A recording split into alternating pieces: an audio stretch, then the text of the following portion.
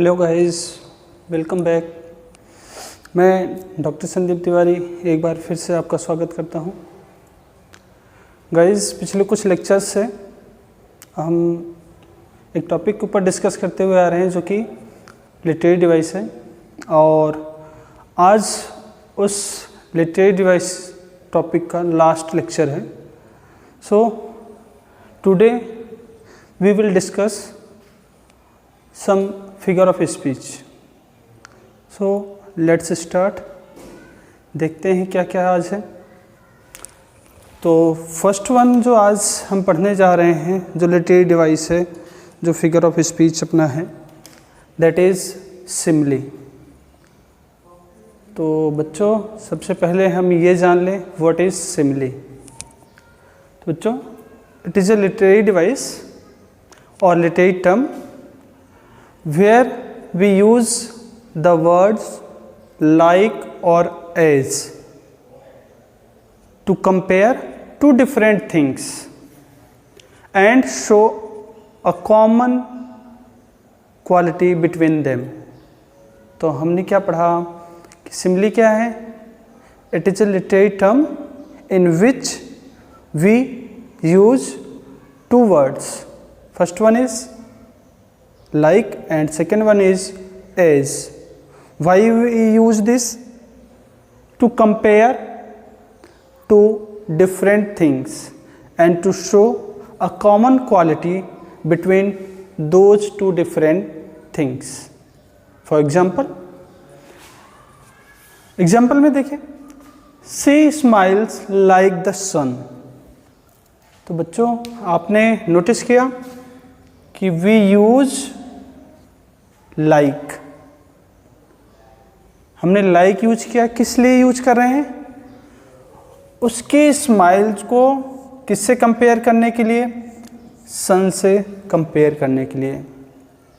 तो here we use the word like to compare her smile with the sun.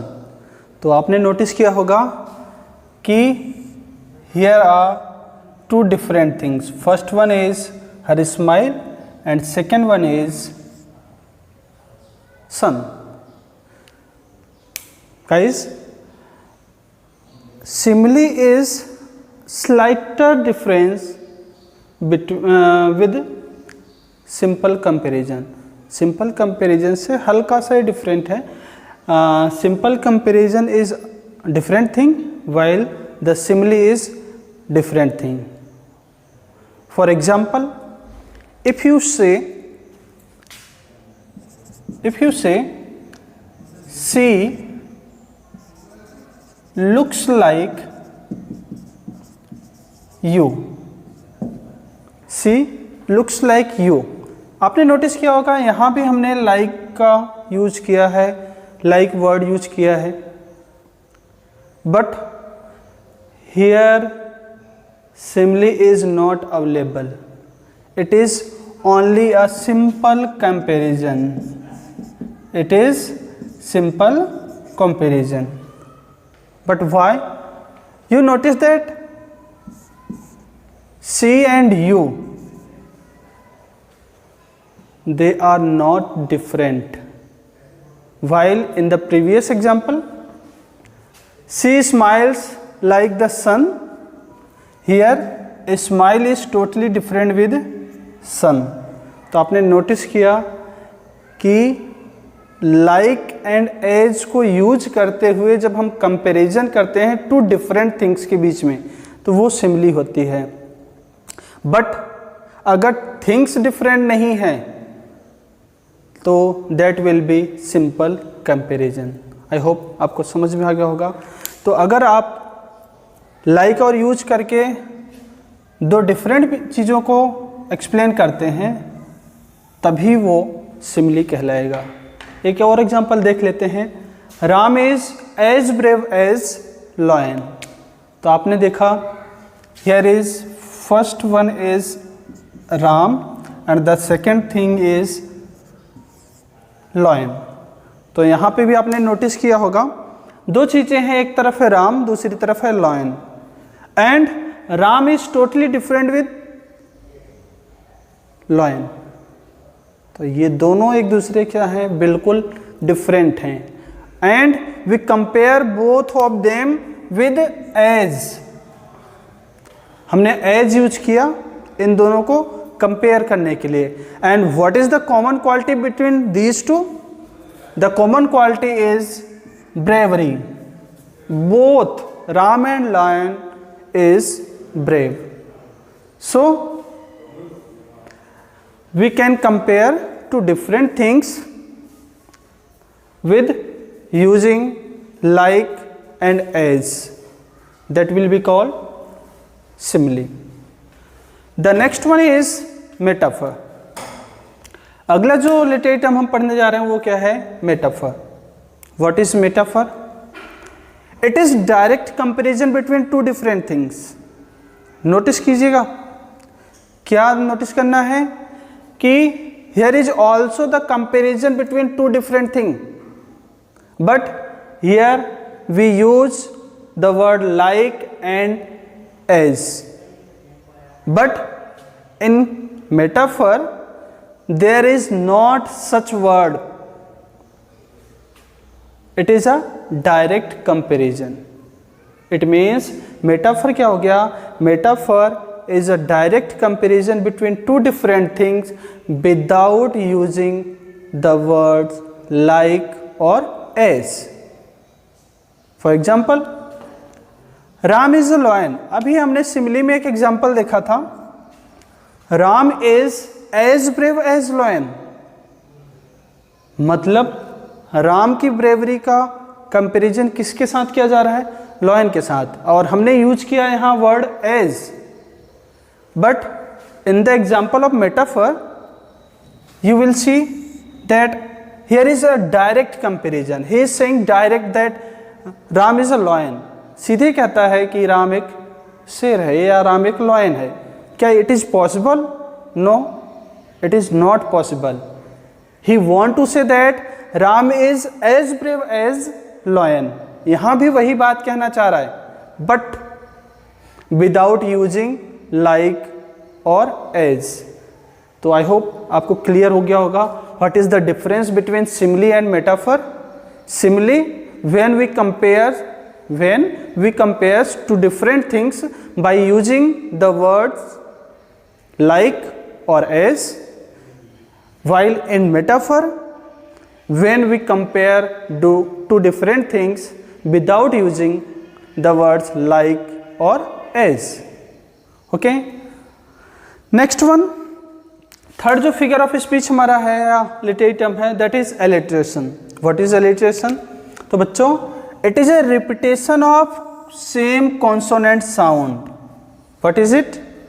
It is a repetition of same consonant sounds at the beginning of words that are close to each other.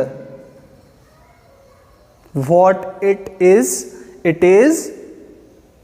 repetition of same, similar or same consonant sounds at the beginning of the words that are very near या that are very close to each other. Example से इसको समझने की कोशिश करते हैं। Example है 5 miles मेजी मोशन। एक एग्जाम्पल है 5 miles मेजी मोशन। आप इसमें नोटिस करेंगे तो देखिए, माइल्स में m, फिर मेजी में m और मोशन में भी m। तो you notice that m is repeated. And what is the definition? Repetition of same consonant sound. Consonant sound. And you notice M, M and M. समझ में आ गया होगा कि एलिट्रेशन क्या हुआ या क्या है एलिट्रेशन? कि it is a repetition of same consonant sound at the beginning of some words that are used together या that are close to each other. Okay? एक और एग्जाम्पल देखते हैं इसका। Sea shells by the seashore. Sea shells by the seashore. आपने notice किया होगा, sea में एस, फिर सेल्स में एस, सी सेल्स में S, by the sea shore, sea shore में एस। तो यू नोटिस कि S S S again S, they are repeated in a single sentence. तो आपने यही नोटिस किया होगा या आपको ये पता चल गया होगा कि व्हाट इज एलिट्रेशन। तो alliteration is a repetition of same consonant sound in the words that are used together or in the words that are near to each other. Clear? Next one is pun. जो अपना अगला literary term है that is pun. pun बच्चों, pun का मतलब fun, pun का मतलब fun. pun fun के लिए ही किया जाता है, फन मतलब मजाक, तो पन मतलब फन। चलिए देखते हैं इसको क्या है। Pun, it is a use of words which have more than one meaning. What is pun? Use of word which have more than one meaning. Why it is used? To create humour, ताकि humour create किया जा सके। It means ऐसा एक word जिसके दो या दो से अधिक अर्थ निकलते हों, उसी को कहते हैं हम पन। तो पन क्या हो गया? It is a use of word which have more than one meaning and it is use to create humour. Humour create करने के लिए इसका यूज किया जाता है। For example, the horse is a stable animal. Example, the horse is a stable animal. You notice this word.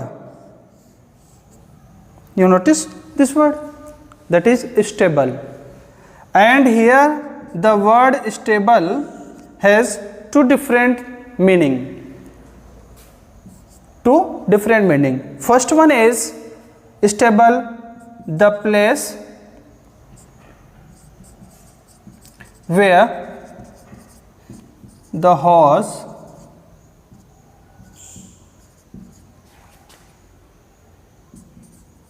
kept. Stable, जिसको आप हिंदी में अस्तबल कहते हो, तो स्टेबल क्या हो गया? एक ऐसा स्थान जहाँ पे हॉर्स को रखा जाता है। And what is the different या the other meaning of this word? That is firm. Firm is कठोर, हार्ड। तो आपने इस सेंटेंस में देखा, इस एग्जाम्पल में देखा, horse is a stable animal. It means कि हॉर्स, इसको दो तरह से समझा जा सकता है, इसके दो अर्थ निकल सकते हैं कि हॉर्स स्तबल में रहने वाला जानवर है, और आप इसको इस तरह से भी समझ सकते हो कि हॉर्स एक मजबूत एनिमल है। तो here the word stable has two different meanings. यही हमने डिफिनेशन में देखा कि पन क्या है? It is a use of words which have more than one meaning. एक वर्ड का डबल मीनिंग या डबल से ज़्यादा, तो इसे कहते हैं पन। नेक्स्ट वन है हाइपरबोल। हाइपरबोल क्या है बच्चों? Hyperbole is expressing something exaggerated और ओवरस्टेटेड वे। इट मीन्स किसी भी बात को हम बढ़ा चढ़ा करके कहें, किसी भी बात को हम या किसी स्टेटमेंट को हम ऐसा बना दें जैसे कि लोगों को लगे कि ये ओवर स्टेटमेंट, मतलब कई बार आप लोग देखते हो ना, डींगे हाँक रहा है, फेंक रहा है, जिसको आप बोलते हैं फेंक रहा है, तो that is hyperbole. It means in this literary term या in this figure of speech the things are presented in such a way that in reality that is not possible. What you listen? कि hyperbole में चीज़ों को ऐसे present किया जाता है कि अगर हम रियलिटी में उसको एनालाइज करें तो वो लाइफ में या अपने रियल लाइफ में पॉसिबल नहीं हो सकता। For example, your smile is brighter then A star. क्या कह रहा है your smile is brighter then a star. तारे से भी चमकीला क्या तुम्हारी स्माइल? इज इट पॉसिबल कि चमकते हुए तारे से भी चमकीला तुम्हारी स्माइल हो जाए? Is it not possible. So it is hyperbole, बढ़ा करके किसी चीज़ को बढ़ा करके कहा जा रहा है। एक और एग्जाम्पल देखते हैं। एजेस है पास्ट, युगों बीत गए, कई युग बीत गए। किस लिए? सिंस आई मेट यू, जब से मैं तुम्हें मिला हूँ। कई बार बोलते हैं ना, आप लोग देखते हो अपने प्रैक्टिकल लाइफ में, यार कितने साल गुजर गए या कितने युगों गुजर गए तुझे देखे हुए। तो वो क्या है? ये स्टेटमेंट ही हाइपरबोल है। ऐसे लैंग्वेज जो यूज किए जाते हैं, ऐसे जो स्टेटमेंट दिए जाते हैं, वो हाइपरबोल है। फॉर एग्जाम्पल, एक और एग्जाम्पल है कि I have saw miles at a glance. I have saw miles at a glance, मतलब मैंने एक ही दृष्टि में मीलों देख लिया। इज इट पॉसिबल कि आप एक नज़र में मीलों तक देख सकते हो? नहीं ना। तो ऐसे स्टेटमेंट्स क्या कहलाते हैं? हाइपरबोल। तो बच्चों, आज की लास्ट क्लास में हमने कुछ फिगर ऑफ स्पीच या कुछ रिलेटेड टर्म और डिस्कस किए हैं, जिसमें पहला था सिमिली, कि it is a comparison between two different things by using the word like or as, while in metaphor it is a direct comparison between two different things. It is a direct comparison between two different things without using the word like or as. Third one हमने पढ़ा alliteration. What is alliteration? It is the repetition of same consonant sound at the beginning of words that are used together or that are near to each other. फिर fourth word हमने पढ़ा पन। तो पन हमने fun के लिए पढ़ा। व्हाट इज पन? कि it is use of words that have more than one meaning, एक वर्ड के कई सारे अर्थ निकल जाएं, तो वो कहलाता है पन। एंड लास्ट वन हमने हाइपरबोल पढ़ा कि it is a over stated statement या एक्सेजरेटेड स्टेटमेंट। किसी भी स्टेटमेंट को बढ़ा चढ़ा करके कहना ही क्या कहलाता है? हाइपरबोल। तो आज की क्लास में बस इतना ही।